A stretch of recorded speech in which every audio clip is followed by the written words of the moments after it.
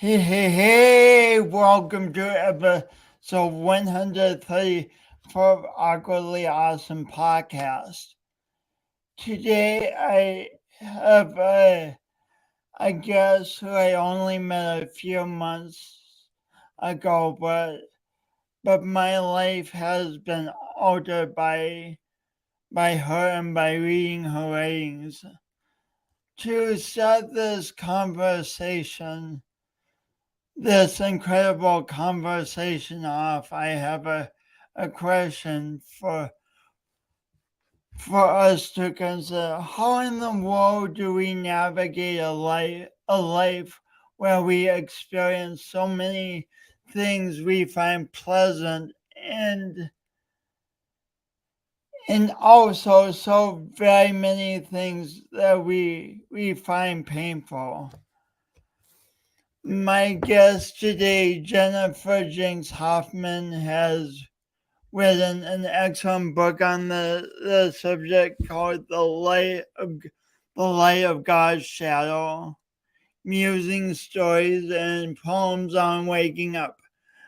And I want to tell you a bit more about Jinx because she is phenomenal. But first this. Today's guest, Jennifer Jinks Hoffman. Well, welcome back. Let me tell you a little bit more about Jinx. Jinx Hoffman is poetry editor for Spiritual Directors International, was born in South Africa, but has lived in Canada since 1966. Originally a speech therapist, Jinx is now a spiritual director and psychotherapist. Jinx has a book of poetry published called It's All God Anyway, and has many poems published in books, journals, and online. A devotee of waking up for 40 years, Jinx reads, writes, walks, works with her dreams, and pays attention to her daily messes and triumphs. Ever in search of mystery, all the while knowing mystery is searching for her. She's ever in search of mystery, all the while knowing mystery is searching for her. Please help me welcome Jinks Hoffman. Hey, Jinx, glad to have you here. I'm really glad to be here, Jason. First question, and I wasn't going to start with it, but I'm so curious. I've never been to Africa. Someday would like to go, but would you please tell us a little bit about growing up in South Africa and how that has informed your life? Okay, well, nobody has ever asked me that, Jason, so I'm going to dig in and just say whatever comes into my mind. Please. Let me just be quiet for a moment and see what wants to be said. Oh, in a way, I guess, growing up in South Africa is just another example of living with the light and the dark, which are, as you well know, my obsessions. We've talked about that by email and in person, Jason, because in some ways it was a very innocent country for the white people. We could roam outdoors and play outdoors all hours. It was a life where there was plentiful fruit and vegetables and freedom for the white kids. So being a white child in South Africa was really magical. Mhm. Then there's the darkness, which is being a black person in South Africa, a person of color, was terrible, which is why at 16, I knew I could not live there when I was an adult, and I knew I had to leave South Africa. So I guess that would be my summary statement. If I had to say one more thing, it was that my family, and actually Alan, my husband's family too, every single year of my life and his family, his life, went to what we called game reserves. And the game reserves were safaris. And so we would enter the bush, as we called it.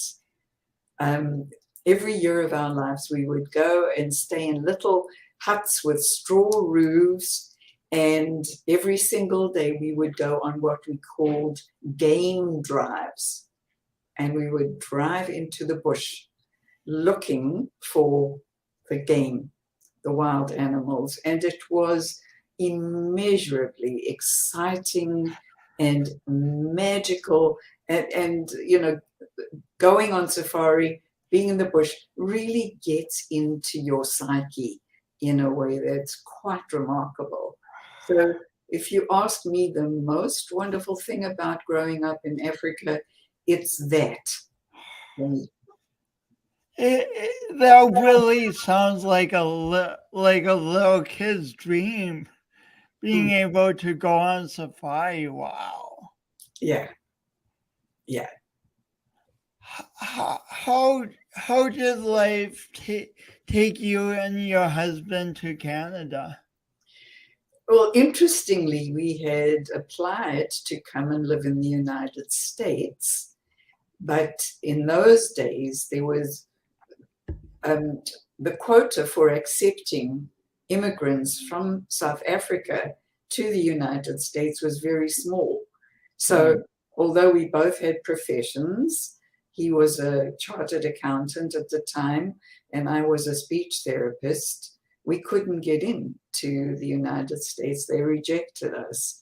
So we then decided to go to Canada, and Canada's actually been a wonderful, wonderful country for us. We've lived here since, as you said, 1966, and the country has treated us very, very well.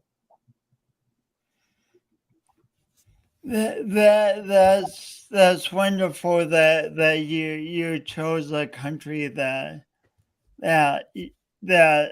has felt very well to you, very nice to you.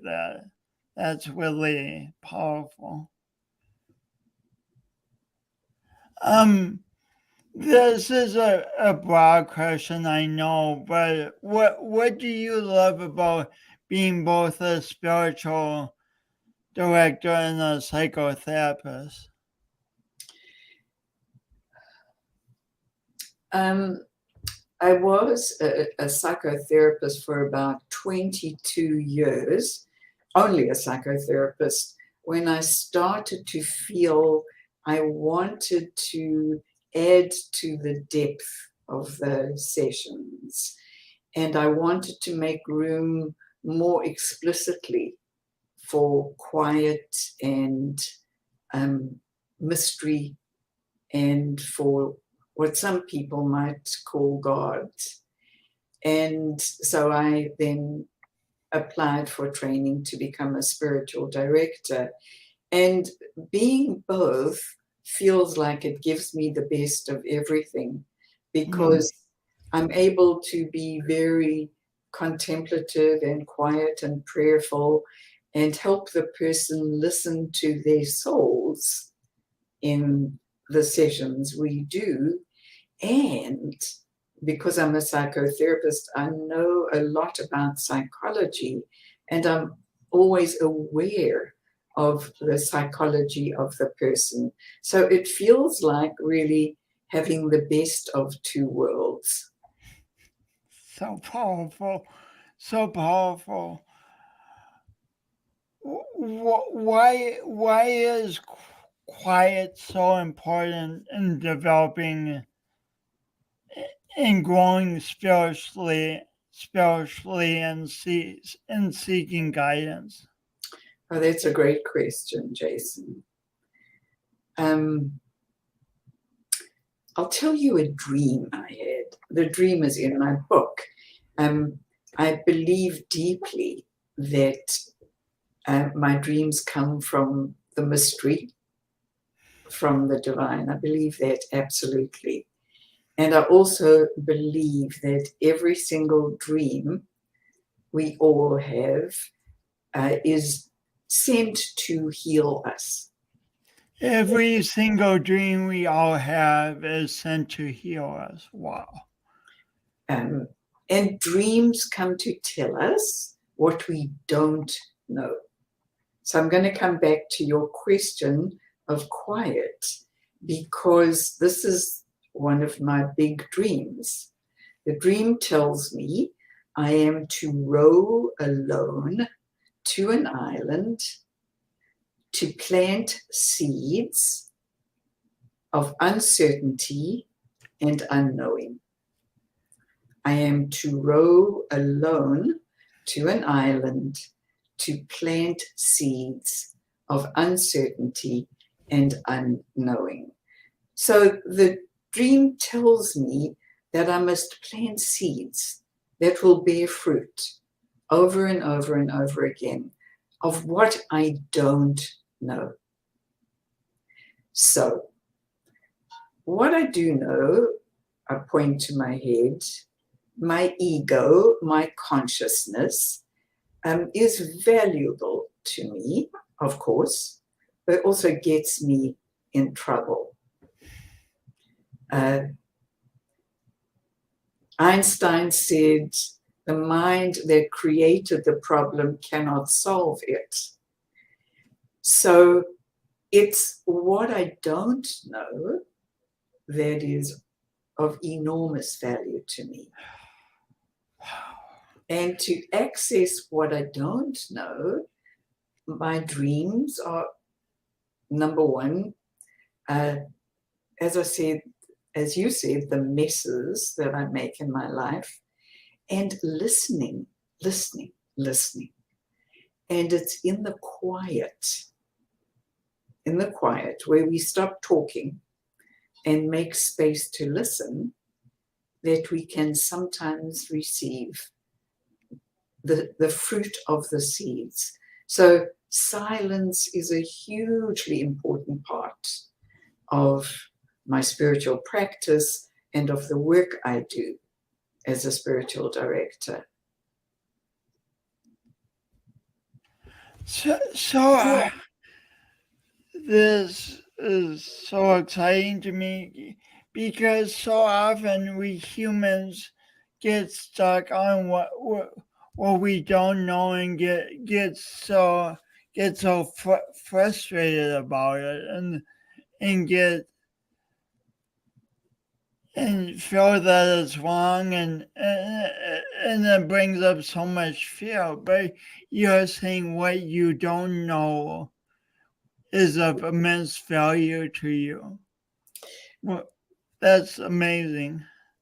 Well, thank you. And yet, of course, sometimes what I don't know, I need to do research to find, right? So what we're talking about is in a certain realm, because knowledge, of course, is important. You read my book, you got some information. In our conversations, I've gotten to know you a little bit. But if we were doing spiritual direction, we would leave lots of times in our time together for inviting the I don't know into our space.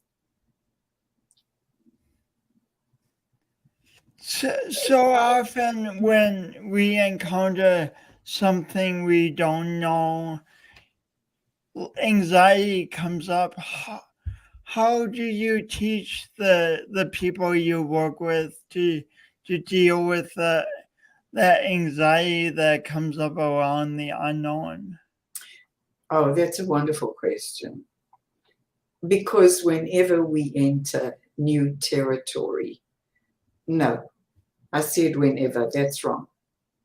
Very frequently, when we enter new territory, we're going to feel a little anxious and a little frightened. So what I do is I stay very present with the person, and I invite them, if they can, to stay present with themselves and just to be with the fear and to allow it and to feel it.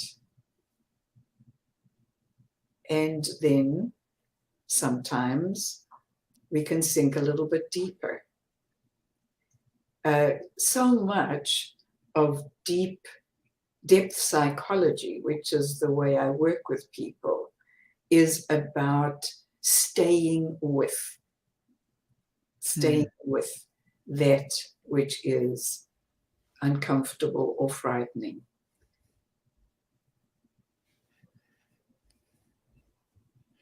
In an email you sent me, you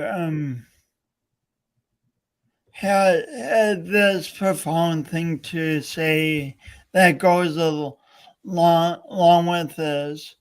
You said, one thing I will say though is that I don't look for the light of God's shadow, whether I allow myself to be emotionally and spiritually wherever I am. And then I am always gifted by seeing the light of the shadow. Can you say more about that, please? Yeah.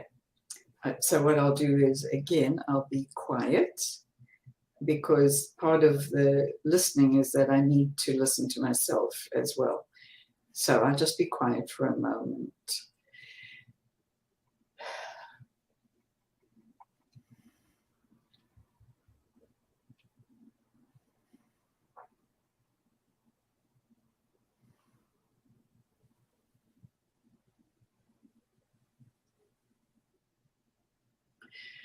Often when I start talking, Jason, I go on side roads.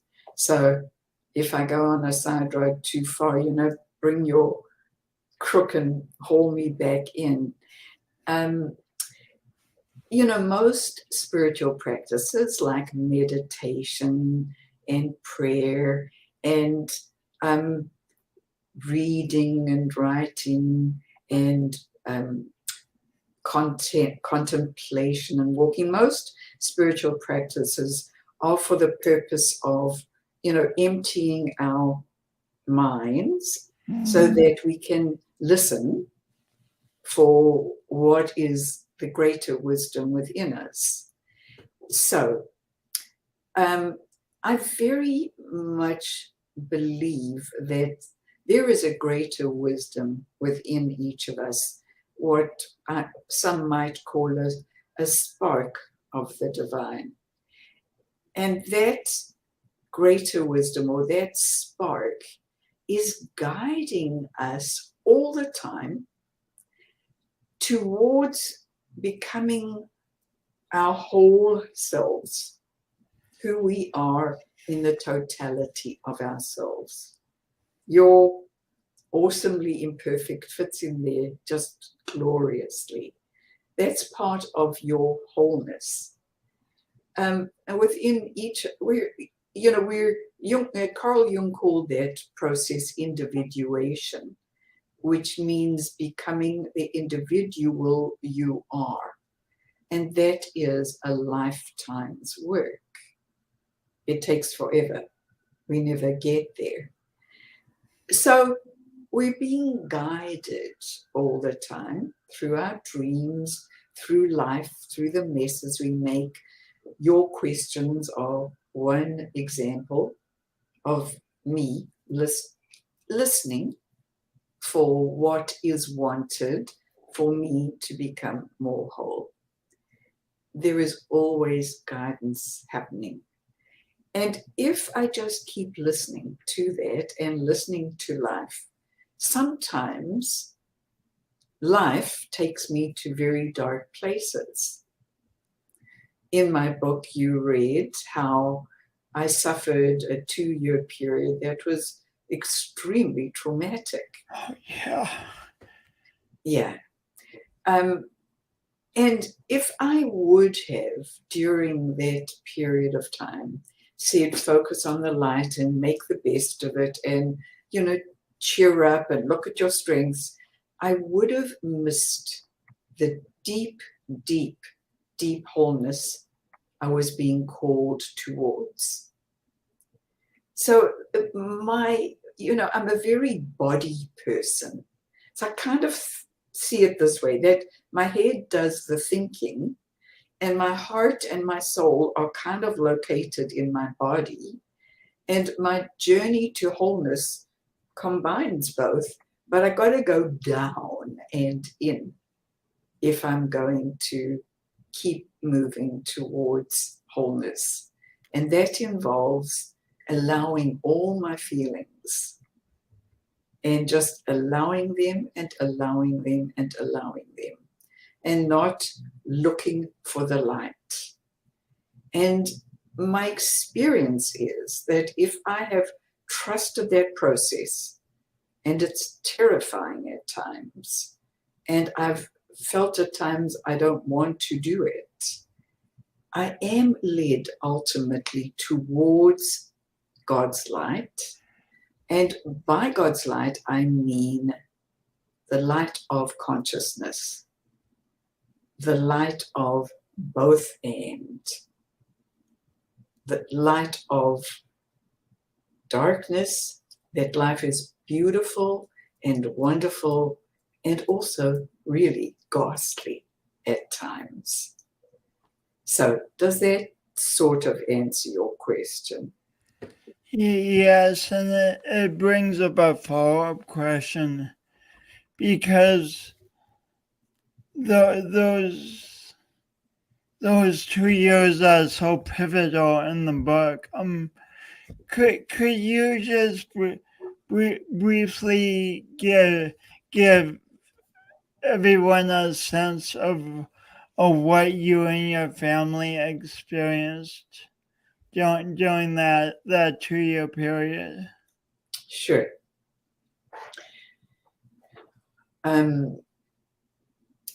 So it started in May of 2019 when I write about experiencing what I called a time of dread. Mm-hmm. And I was visited upon, it felt like, a period of great darkness and great anxiety, unlike anything I had ever experienced. It was awful, and I could do nothing to get out of it. Now I'm 80 years old. At that stage, I was 77. So I was pretty old. And I've been working on myself for a long, long time. So I'm pretty psychologically sophisticated. And I had a lot of spiritual support. And I could not get out of that period of darkness. After 4 months, it left. Just like that. I read a great deal, of course, trying to help myself. And everything I went through and all the learning I went through and all the understanding I received, I felt went into what I call the compost heap of my soul to serve me in good stead for the future. And 2 weeks after that period ended, I was diagnosed with colon cancer. And I began chemotherapy and radiation. And that took us into 2020, which was when COVID arrived. So I went into the hospital for surgery to have my cancer removed alone. Nobody could accompany me into the hospital. Wow. I had to go alone.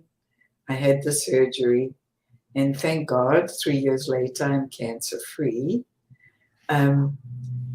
So cancer, dread, the time of dread, cancer, COVID. And then in November of that year, the worst of all, which is our oldest son, died. And nothing compares to that.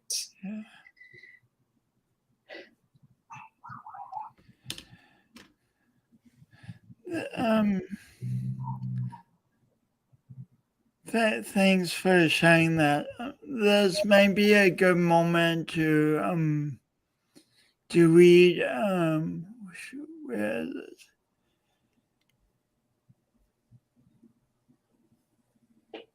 I know which poem you're thinking of, Jason. The poem Almost Too Much. Oh yeah, on page 32. Yes. Am I right? Is that what you Yeah, were? yes, exactly. Exactly. Okay. So the poem is called Almost Too Much. And it begins with an epigraph, which is a quote from Rabbi Lawrence Kushner's book. And the epigraph is, for Judaism, all things, including garbage, sweat, dirt, and bushes, are not impediments to, but dimensions of spirituality. I just love that. For Judaism, all things, including garbage, sweat, dirt, and bushes, are not impediments to, but dimensions of spirituality. That's phenomenal. Isn't it? Yeah. So here's the poem. Rod Stewart's gravelly voice fills the car. It's over, all the pain and all the grieving. She taps the steering wheel, bum dances in the seat, admires her sexiness. She stops at a traffic light, watches a teen in a school uniform consult his phone. She hears him laugh as he pulls on backward a navy toque. A few autumn leaves still blaze, throbbing reds and yellows, curling inward. It is almost too much. Life today, trumpeting celebration, almost too much. She shuts off the radio, a sudden need for quiet, to study the air, her thoughts, the way this day blesses her. She drives slowly now, with reluctance, toward the house of her friend, who, after a botched heart operation, no longer has legs.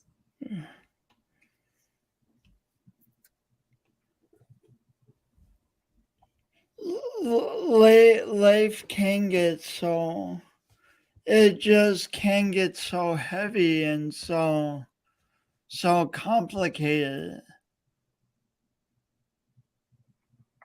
Yes, it can.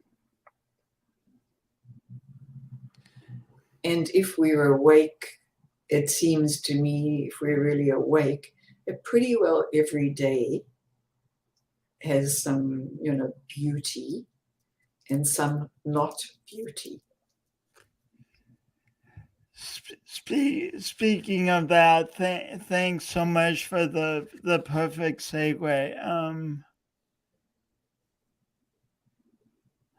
This afternoon, Jinx, you know this, I made a big mistake, even though I knew we were meeting at 4 p.m. Eastern, and we had said that for a month, like repeatedly.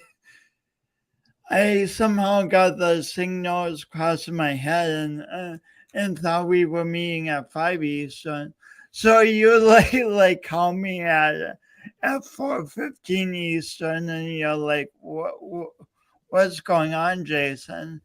And then I realized what I had done, and started apologizing. And you said, do you remember what you said? I know I used the word God somewhere, but I don't remember what I said. You said, and it was so profound. And it is so profound. You said God is mistakes too. God is mistakes too. Oh, Can, oh. can you oh, I mean, it feels so profound to me. What more could be said about that simple God is mistakes too? What more could be said about that simple and liberating phrase? Thank you for lifting that up. When you say it back to me, it touches me. Honestly, the way I see it, okay, I had a dream, another dream. Jason, you know this. This is the dream.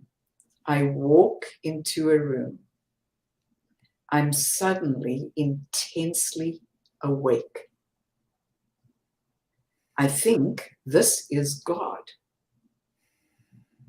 I feel terror. I feel wonder. I think this is unity. To me, that dream is the biggest dream of my life, and I will be working with it my whole life.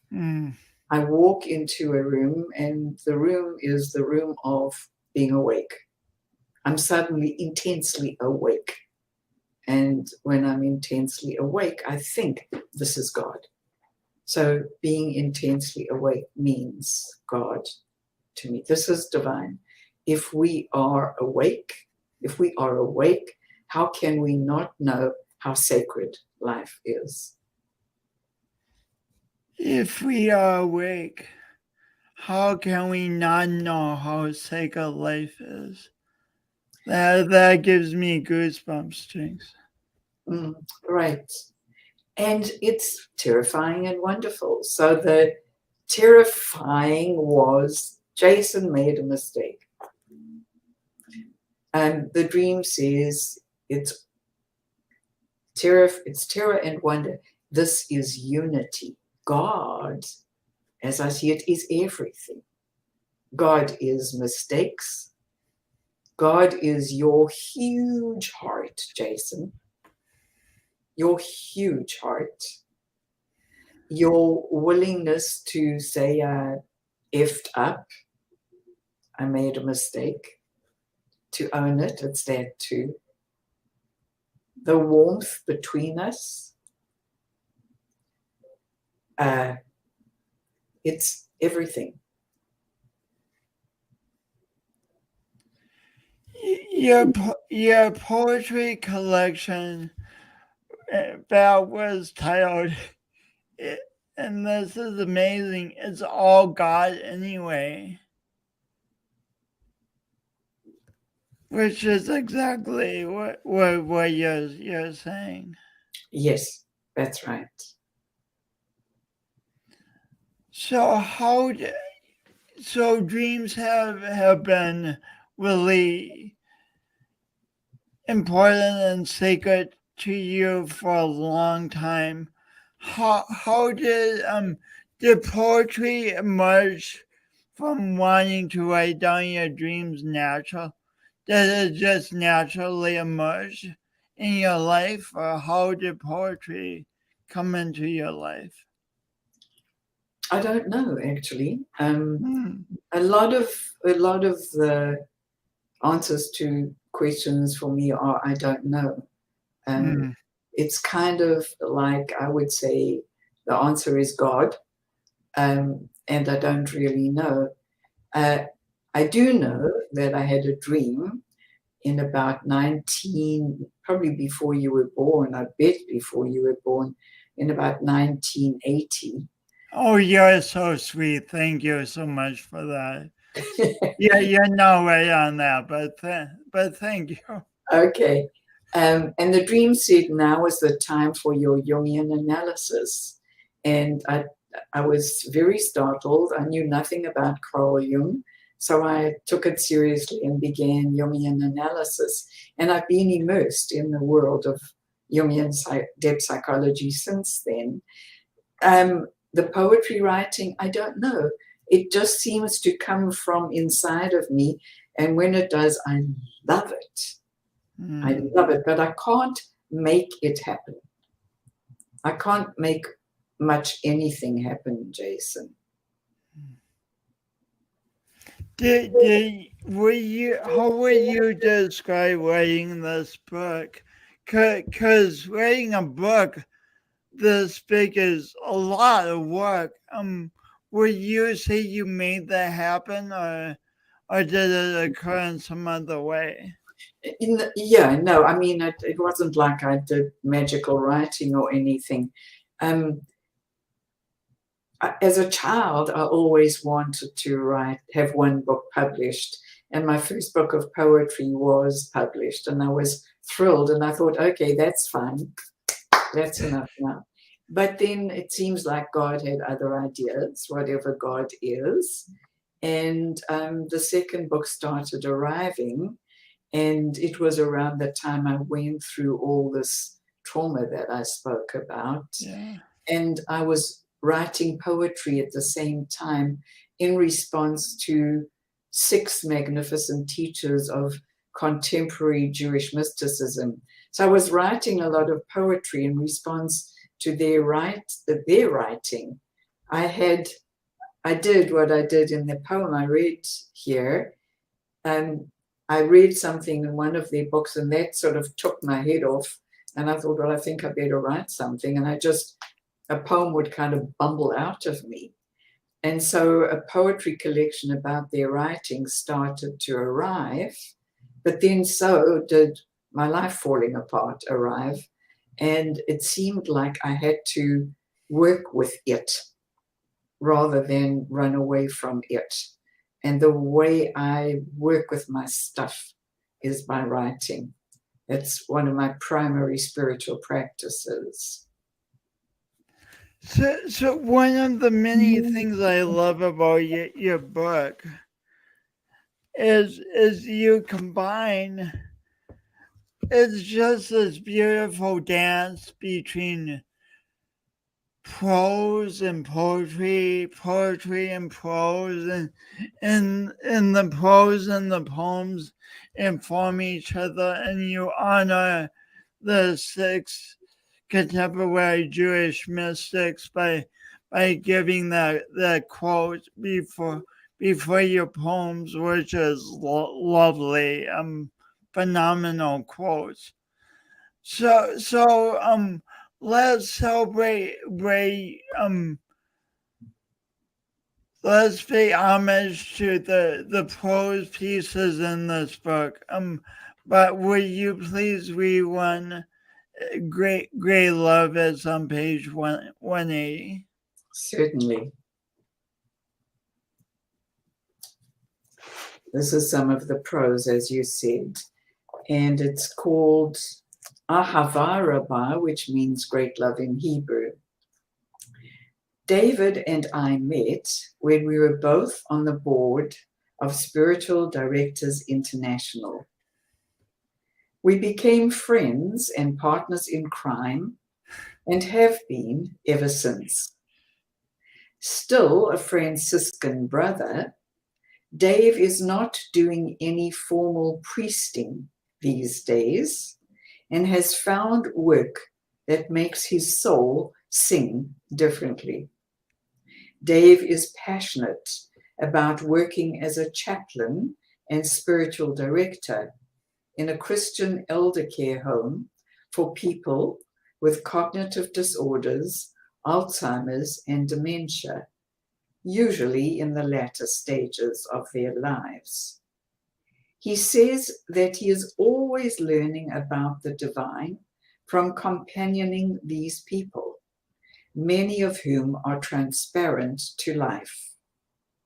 His beloved patients are on the passage to death, and their families are learning to navigate these paths with them. His patients teach him to be unadorned in the moment with no agenda. They are present, here and now, natural, simple. About 6 months ago, Dave reported an epiphany. It came at the end of a 10-day retreat. It is simple, he said.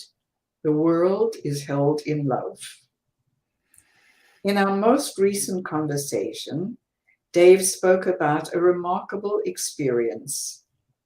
He was driving to work, an ordinary day, and stopped at a traffic light close to the Mississippi River in Minnesota.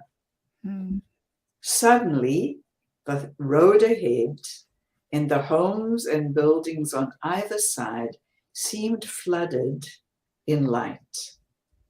It was not even the river that was so wondrous, he mused. The light was not coming from outside the scene, but from inside. There was a saucer magnolia tree that was on the way out, like so many of the people, David companions, at work. The ground was covered in pink blossoms, fresh off the tree. To top it off, he said, there was a little girl dancing under the tree. She was wearing, get this, pink sneakers. It felt like Dave was receiving a pictorial of his epiphany. The world is held in love.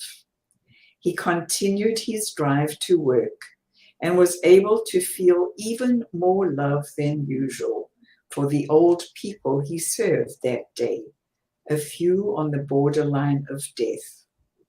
He, like the tableau he had witnessed, was filled with great love.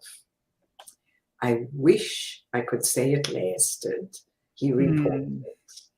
But in a day or two, and for several days after that, I was more than usually irritable, petty, judgmental, reactive.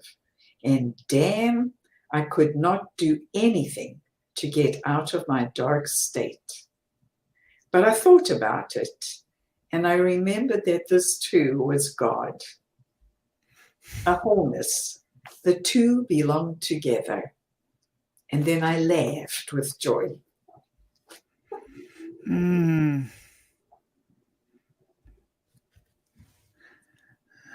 So beautiful.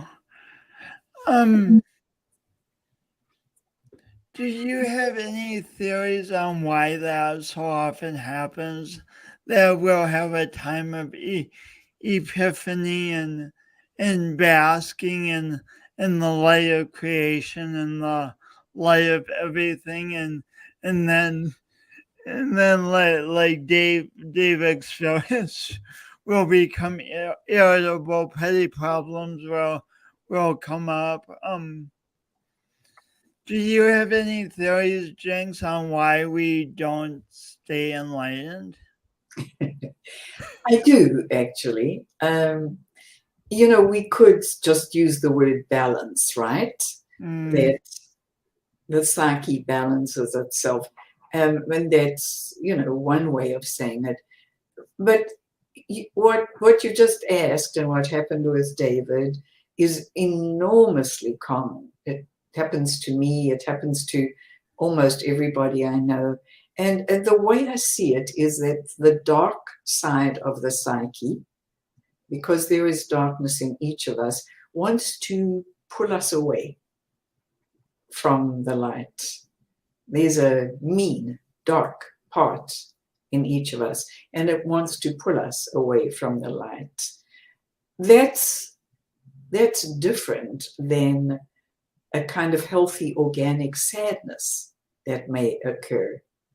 Let's notice that David didn't say, I had been in ecstasy and then I felt heartbroken because my favorite patient died. That's a different kind of darkness, isn't it?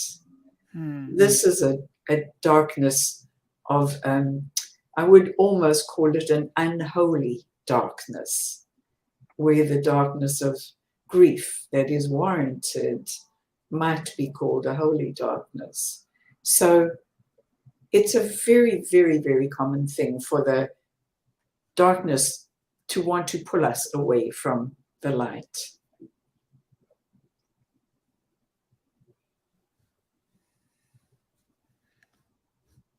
But we don't, and we've been talking about this, but I want to ask it again. Just because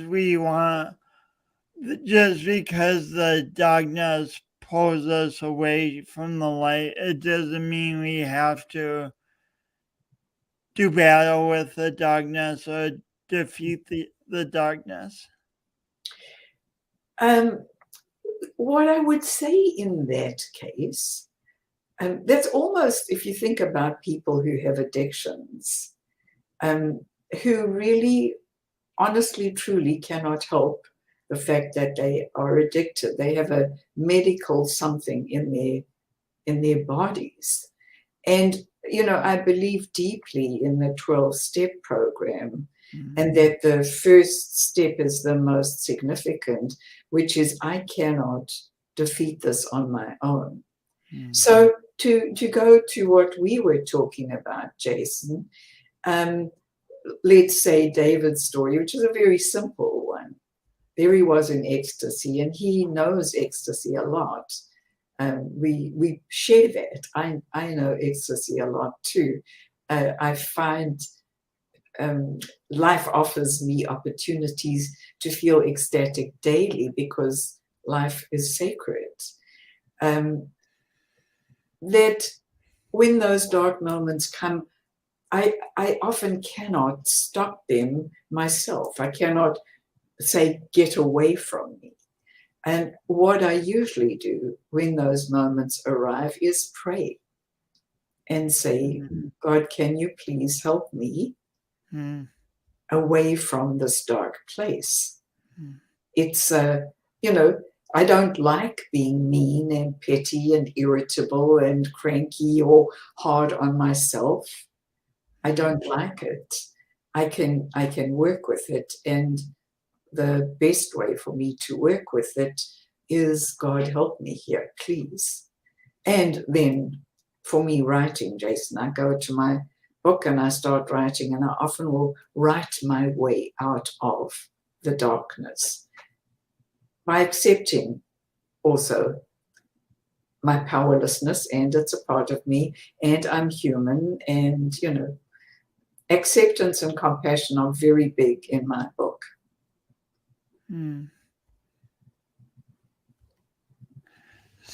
Speaking of acceptance and compassion, as well as say the word ecstasy. Acceptance and compassion. And delight is ecstasy. Ecstasy. It's a hard word to say. I struggle with that one too. Speaking of that, it said it perfectly, because this last poem which is one of my favorite poems that I read for a long time. Would you please read Grace? It's on page 92. I will just tell you before I do, I've done a lot of readings and interviews and everything, and Grace is one of the poems that was chosen over and over and over again by different people. And I want to tell you, I wasn't sure whether I was going to include it in the book. I was on the fence about it. and then something, something, Mm. God, the divine, I don't know, said, include this. And this poem has been chosen by a lot of people. And it's It's called... really interesting. That you almost didn't include it, and now it's being chosen and loved by a lot of people. Isn't it? Yeah. I find that very cool. Well, the poem is called Grace, and the epigraph is by Sanford Drob, and it says, "It is an illusion for us to believe that we have a complete or even true view of God. It is an illusion for us to believe that we have a complete or even true view of God." And here's the poem. "You look different, Grace, from how I usually see you behind the counter. Your red uniform name tag. You seem radiant here as we pass on Bathurst Street, almost noble. The nose ring you don't wear when you're bagging groceries catches the sun. Your gel-studded spiky hair, boots black, jeans tight. Is this your girlfriend? She smiles and nods as you talk and talk and talk. I nod at you, Grace, but you don't see me. I'm of that age where I blend into the surroundings. Dollar store on the corner, Shoppers Drug Mart, in line for coffee at Second Cup. I know you're God, Grace. If you knew I am, would you also get goosebumps as we pass? Me on my daily old lady walk? You with your wild, defiant beauty, and your girlfriend smiling and nodding at God." To me, the poem's so beautifully written, but I also love how you chose a response in that circumstance. You could have been so angry and bitter, and this young person thinks that they're too good to notice me, and I'm always kind to her, and on and on and on. But instead you chose not to focus on that energy, on that path. You chose a way different path of celebrating grace as sacred and beautiful and so full of goodness. Thank you, Jason. How does one? I mean, we're faced with that fork in the road all the time. Like, you could have gone down a very different road after the tragic few years of your life. Rather than publishing a book, you could have gone a way different path. That fork in the road always comes up for us humans. What would you say about choosing the fork in the road that leads us towards more fulfillment and more contribution and ultimately more joy, joy.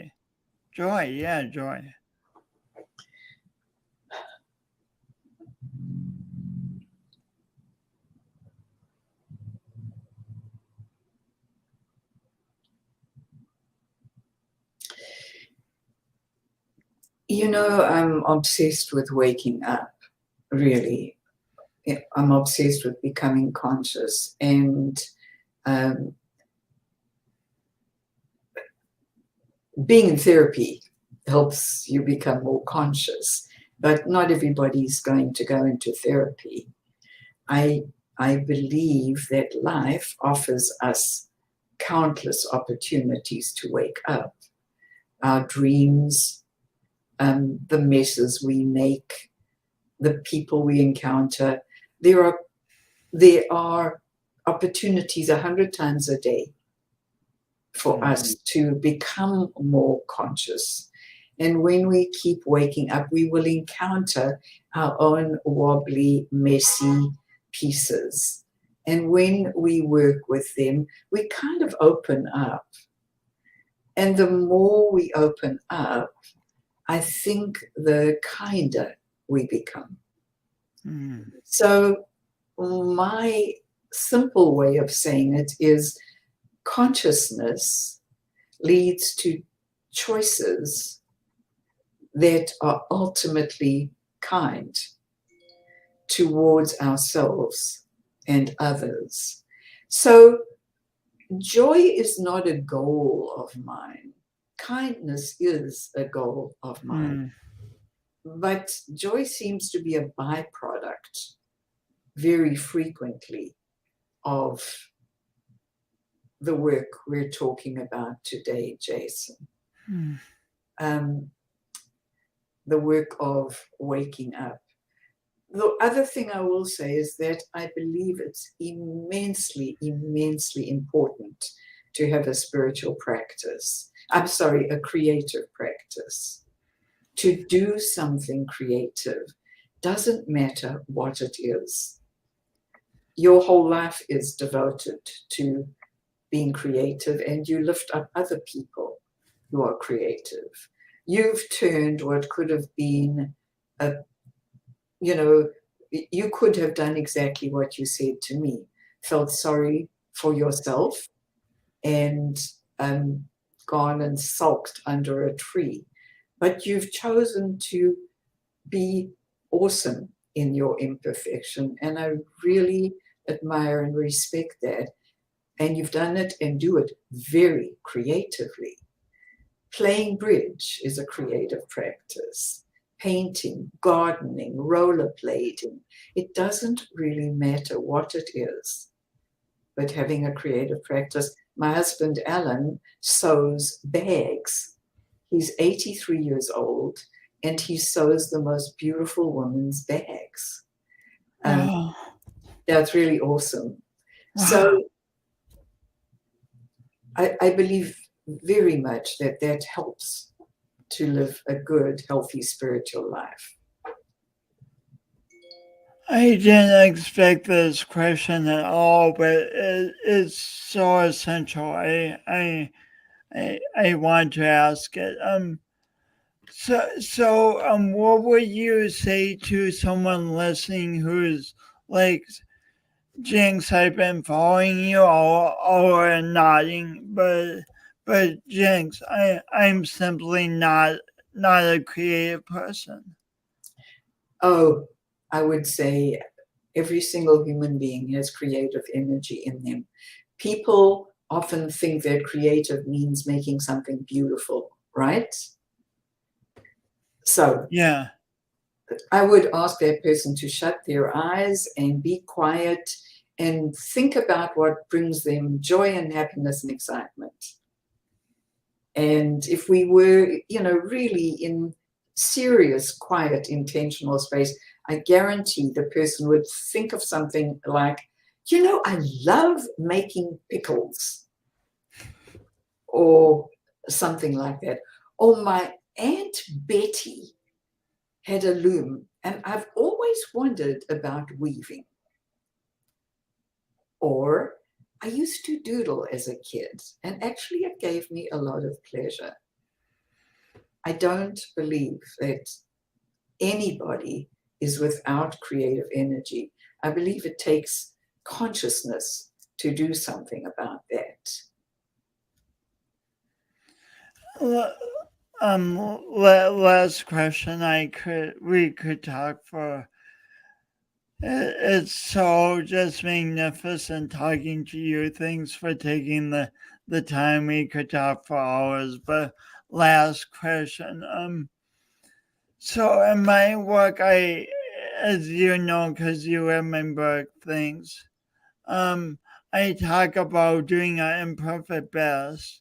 And what it means to me is we envision the best we want in life. And then when mistakes, uncertainties, darkness come up, instead of using those things as a reason to stop or retreat from what we envision we are called to do, we remind ourselves of the best. We learn from them, all of that, and move forward. What does doing your imperfect best mean to you, Jennifer Jinks Hoffman?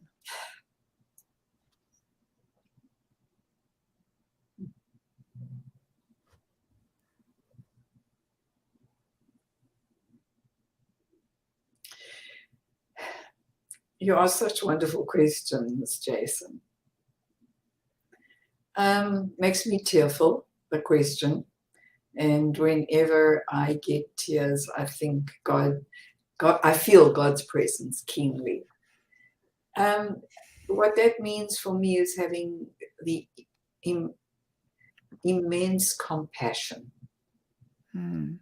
for my vulnerability, for the ways in which I struggle, for the ways in which I am less than I wish I was. I'm going to deliver a workshop soon at a conference, and I get nervous about flying. And that's imperfect. I've flown all my life. I shouldn't get nervous. So to have compassion for being nervous. I've learned to call myself sweetheart lots of times when I feel imperfect. That's what it means to me.